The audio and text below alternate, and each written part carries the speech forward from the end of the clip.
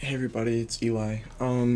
For other problems that Boston has major issues with, a crucial challenge Boston faces right now is structural development. But this can be split up into two sections, commercial and residential.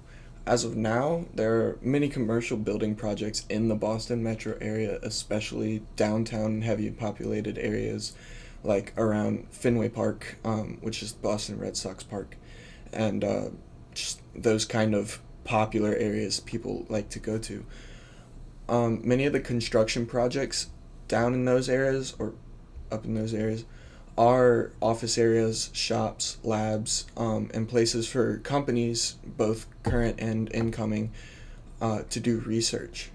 Although this research and research and development is part of Boston's annual GDP, like a significant part of it, the problem is that the new office spaces could just be a waste of money because it seems many people and companies intend to just keep working from home, and they see this as a viable option even in the diminishing times of COVID 19 when we could consider going back and how it was 3 years ago.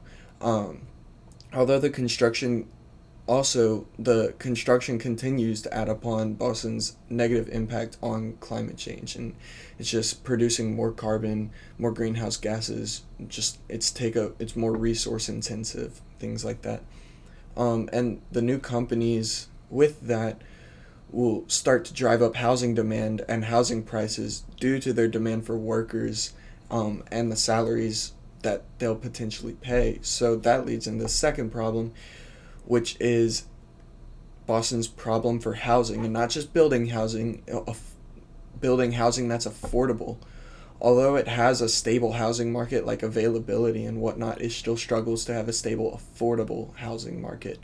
Um, the housing index is a score of 133, which is it indicates that anyone making the median salary in Boston has roughly 100+% of finding an affordable house, but that's kind of misleading because of the people that are way above that median income and doesn't really take into account how many people are below that median income.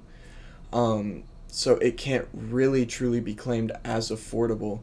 Um, the mayor indicated that her plan is to increase affordability from 13%, which is way off that housing index, what it implies, to 20%.